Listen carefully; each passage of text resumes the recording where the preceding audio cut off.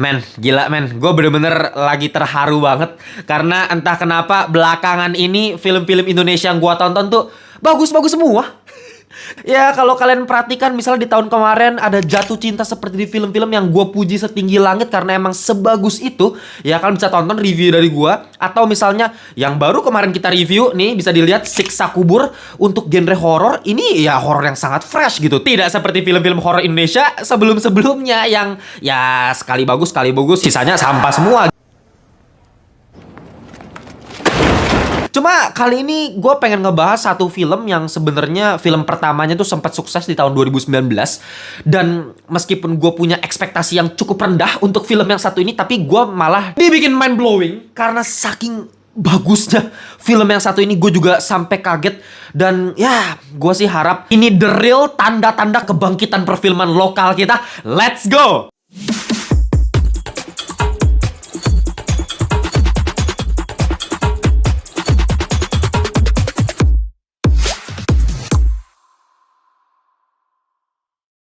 Welcome back to Ngelantur Indonesia. Skuy nonton skip blon. Jangan lupa kalian semua ya. Kita kembali lagi di segmen review.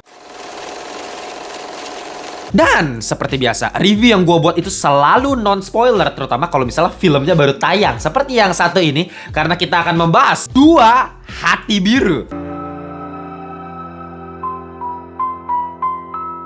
Seperti biasa, sebelum kita bahas filmnya, kalian jangan lupa join grup Telegram kita di Ngelantur Corps. Bareng 700-an, bahkan kayaknya udah 800 sekarang Ngelantur Corps yang udah ada di grup Telegram. Kalian silahkan join aja lewat link yang gue taruh di description box gitu, biar bisa ngobrol-ngobrol sama gue, sama Ngelantur Corps yang lain. Oke, nggak usah lama-lama, kita langsung masuk aja ke pembahasan film yang satu ini. Karena ini film yang sebenarnya lanjutan dari film pertamanya yang berjudul Dua Garis Biru, yang keluar pada tahun 2019 dan cukup sukses sebenarnya. Buat gue pribadi secara kualitas juga oke banget gitu. Apalagi dari segi estetika, visual, ya, metafora yang dihadirkan, gue bener-bener termanjakan sekali. Dan gue gak menyangka film-film mengenai kenakalan remaja seperti ini yang bisa dieksekusi semaksimal itu gitu pada tahun 2019. Sekarang kita kedatangan film sequelnya. Yang ngomong-ngomong, ekspektasi gue sebelum gue masuk ke bioskop, tentunya gue menurunkan ekspektasi gue serendah mungkin. Kenapa? Karena ya ini menurut gue film yang milking aja. Lagi-lagi cerita yang kayaknya menurut gue udah selesai di film pertamanya. Ya udah, lu ngomongin mengenai cewek yang hamil di luar nikah dan dramanya dari situ. Terus lu ngapain lanjutin dengan film yang menceritakan mereka ngebesarin anaknya? Apa permasalahan yang cukup oke untuk dihadirkan untuk film-film drama Indonesia yang kita udah lihat kayak gini? Di sinetron udah ada, di film-film kita udah ada, di FTV kita udah ada, cerita-cerita model kayak gini gitu. Jadi apa yang baru dari film yang satu ini? Ternyata semuanya baru. Dalam artian ini bener-bener fresh banget dan lu wajib banget nonton film yang satu ini. Tentunya film ini kembali disutradarai oleh Mbak Gina Esnur dan kali ini dia ditemani sama Mbak Dina Jasanti. Ceritanya sebenarnya super duper simple, cuman melanjutkan dari film pertamanya di mana si Dara yang udah hamil dan punya anak dikasih nama Adam. Sepeda Nabi Adam. Sepeda Nabi Adam.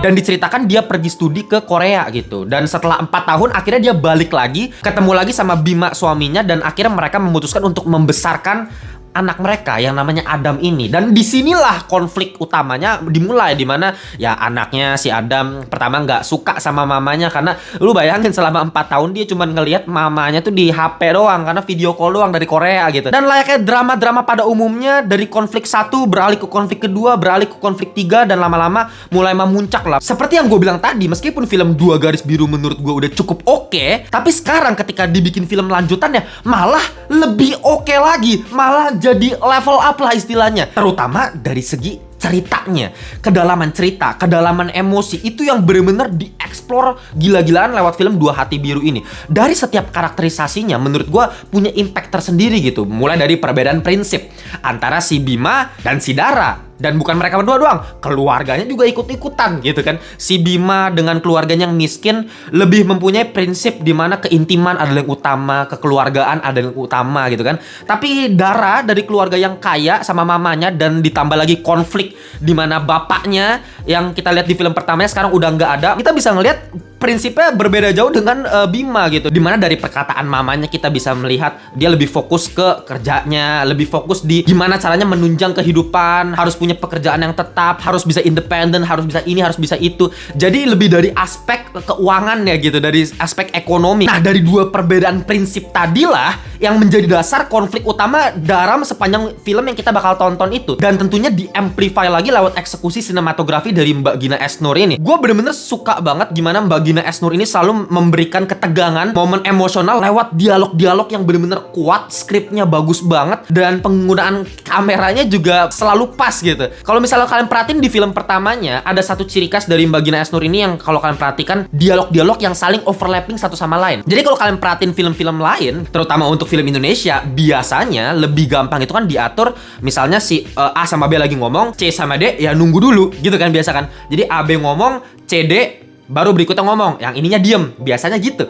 Tapi ya di film ini, dan memang kalau kalian perhatikan di film sebelumnya, banyak sekali adegan dimana A sama B ngomong, yang C sama D juga ngomong. Dipaksa ya sama Bima. Saya nggak mungkin macam-macam kalau Kamu dipaksa. pasti dipaksa sama Bima. Saya akan laporin ke polisi. Jujur sama. Dan itu bukannya bikin pusing, karena staging blockingannya selalu bagus ya. Jadi jelas aja clearance antara foreground sama backgroundnya, ditambah dialognya juga pas. Jadi ketika misalnya si Bima lagi ngomong sama mamanya, tapi si Dara juga lagi ngomong sama mamanya di belakang, tapi jelas aja kita bisa ngerti Bima permasalahannya gimana, si Dara gimana permasalahannya. Dan tentunya kalau misalnya kita harus inget satu scene paling ikonik, paling luar biasa dari film Dua Garis Biru adalah ya scene di UKS sekolah. Bentar ya, Ra.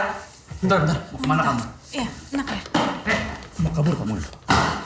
Dimana si Dara itu udah terbaring lemas, dan tiba-tiba kedua orang tua dari Bima sama Dara ini masuk ke ruangan UKS dan saling berantem. Itu kan intens banget. Dan kenapa bisa intens? Lewat sinematografinya, yaitu one take. Cuman satu kali take, long shot, lama banget. Konfliknya bener-bener luar biasa, actingnya bener-bener berjalan begitu natural, dan emang angle blockingannya pas aja gitu. Misalnya kamera lagi bergerak ke sini, bapaknya si Bima jalan ke sana, pas bapaknya Bima jalan ke sini, kameranya muter lagi gitu kan. Jadi kameranya bener-bener dinamis sekali, dan itu yang luar biasa dari film yang sebelumnya. Kembali dihadirkan lagi di film Dua Hati Biru, meskipun nggak se-ikonik film sebelumnya scene-scene long shotnya, cuma buat gue tetap memberikan impact yang luar biasa terhadap dialog-dialognya, terhadap actingnya mereka, terhadap intensitasnya itu. Nanti kalian bisa lihat di rumah baru dengan suasana yang baru, ketika Bima lagi ngomong sama mamanya, abis itu mamanya si Dara datang dari atas tangga itu kan, abis itu kameranya langsung ganti, take over ke orang yang lain gitu kan, jalan, ikutin, abis itu dari jendela di shot kayak gimana, itu keren banget. It was perfect. Perfect.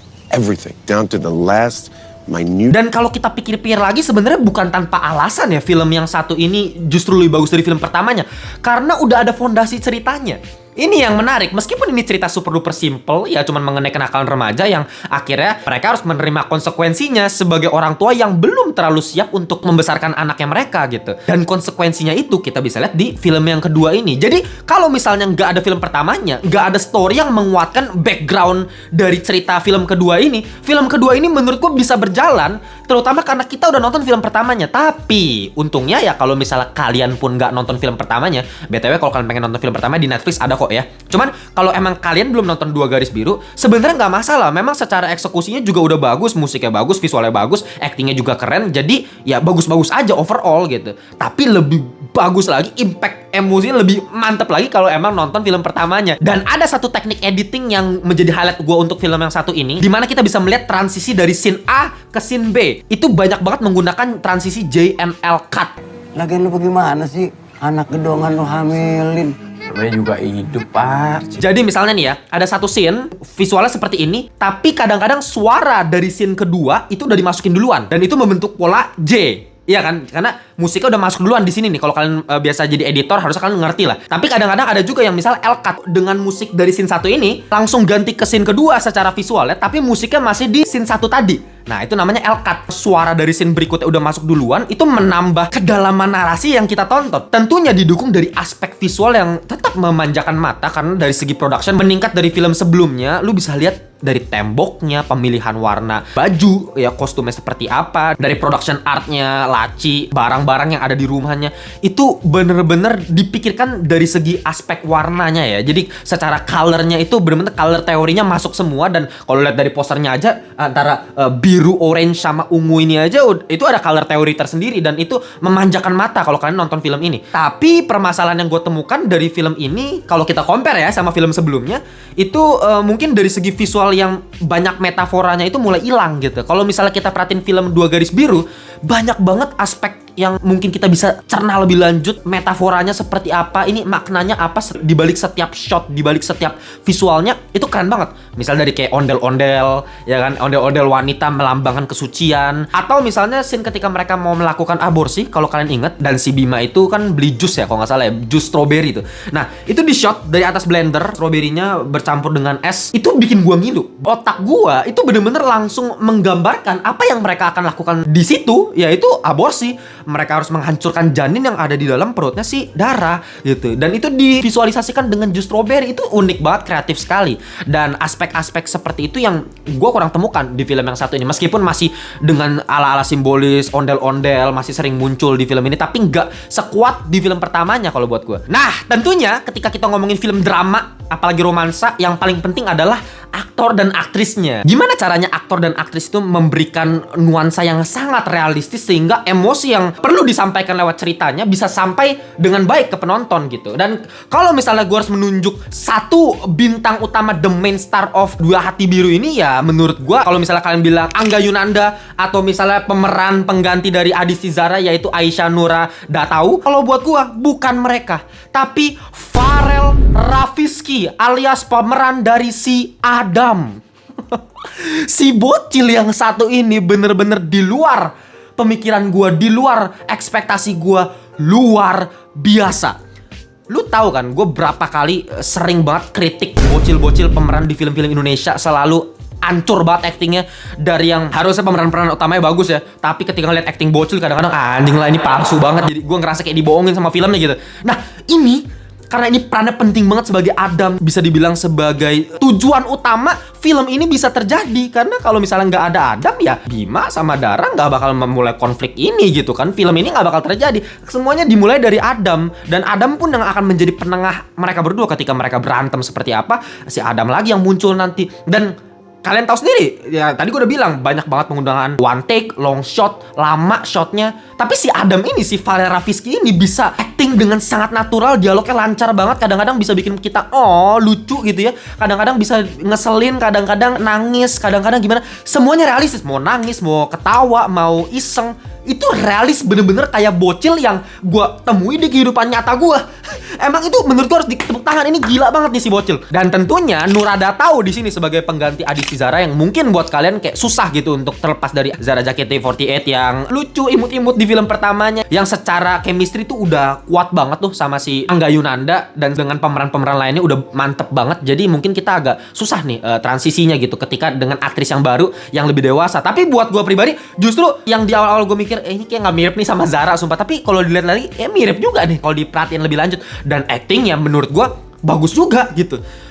Mungkin kalau Zara kan ya masih SMA gitu, umurnya di situ masih muda, emosinya beda lah. Di sini lebih matang, lebih mecer, udah ke Korea 4 tahun, gimana cara dia ngurus anak, emosi yang dikeluarkan cukup natural. Meskipun masih kelihatan kalau misalnya Nura Datau ini kurang jam terbang gitu, masih kelihatan kaku, beberapa adegan masih kelihatan kaku. Tapi beberapa adegan juga kadang-kadang luar biasa juga. Ketika dia nangis, itu bener-bener nangis yang gue lihat. Ibu Cut Mini Theo ini juga salah satu karakter yang menurut gue dapet upgrade dari film sebelumnya, yang perannya nggak sebesar film keduanya buat gua. Ketika di film keduanya ini, dia yang diceritakan udah 4 tahun yang ngasuh anaknya si Adam ini selama si Dara ini di luar negeri, di Korea gitu. Dia yang nggak bisa lepas sama anaknya ketika anaknya diasuh sama Dara lagi. Dia benar-benar nggak bisa lepasin, dan kompleksitas hubungan antara dia, terutama dengan suaminya yang kalem, lebih bijaksana. Ya itu enak banget, natural sekali. Keluarga ini benar-benar berjalan secara sempurna, ditambah memang sinematografi yang baik. Jadi ya mungkin kita sebagai penonton juga ikut terbawa ke situasi yang mencekam nih sepanjang kita nonton film ini. Untungnya ada satu karakter yang diperankan sama Keanu, the one and only, yang menambah sisi humoris dari film yang satu ini. Jadi mencairkan suasana dan memang super duper ngakak. Jadi ketika memang komedi, lucu banget dan komedinya nggak nabrak sama sekali sama sisi sedihnya. Dan itu yang menurut gue beberapa kali gue temukan di film-film Indonesia yang lain. Kayak aduh, kemarin gue nonton Pasutri Gaje, aduh jelek banget men. Maksudnya kayak komedi sama sedihnya berantakan, fasenya ancur-ancuran. Jadi gue kayak mau merasakan perasaan apa gitu. Kan sama-sama Pasutri lah ya, mirip-mirip kan. Maksudnya Pasutri dengan productionnya juga warna-warni gitu. Tapi yang ini jauh lebih mellow, jauh lebih ngakaknya juga berasa, sedihnya berasa. Kalau yang itu ngakak kagak gitu kan, sedihnya juga kagak. Sorry ya. Dari segi musik bagus banget, gak ada kelemahan sama sekali ya. Maksudnya scoringnya juga pas banget setiap adegannya, soundtracknya juga pas gitu. Kayak ada lagu It Guitar satu-satu. Kayak mimpi. Kamu ada di sini. Ketika adegannya memang lagi happy, lagunya happy. Dan lagunya juga mencerminkan makna di balik setiap cerita di film ini gitu. Dan misalnya kayak ada lagu Growing Up dari Rara Sekar yang udah kita lihat di film sebelumnya, lagunya pas banget, mellow, melankolisnya dapet banget. Adegan yang perlu musik, ya pakai musik. Adegan yang nggak perlu musik, emang perlu intens, cuman dialog doang, itu nggak pakai musik. Ini baru mantep gitu. Kurangnya cuman satu sih menurut gua film yang satu ini, yaitu di punchline-nya aja, di klimaksnya, dimana terlalu roller coaster ya, kayak naik turun. Jadi di tengah-tengah tuh menurut gua agak terlalu panjang mainin karakternya. Kurang berasa punchline di akhir, jadi kurang bisa dibikin nangis gitu kalau gua ya. Kalau gua tuh kayak sebenarnya udah pengen nangis, sebenarnya udah terharu gitu, udah pengen mengeluarkan air mata, cuman kayak klimaksnya nggak dapet aja gitu somehow. Mungkin karena terlalu udah mau naik, soft lagi. Mungkin itu sih yang gua dapetin di bagian punchline, di bagian terakhirnya aja. Tapi overall secara emosi udah berhasil mengacak-acak hati gua lewat semua aspek yang perlu dari sebuah film. Ini matang banget. Apalagi film Indonesia, gua jarang banget nemuin film-film drama Indonesia yang sematang ini. Makanya gua berani kasih final score 8,4/10 alias cakep. Gila, 8,4 untuk film Indonesia jarang-jarang gua kasih kayak gini. Makanya gua bilang ini gila, ini kayaknya kebangkitan film nasional nih bos. Gila ya.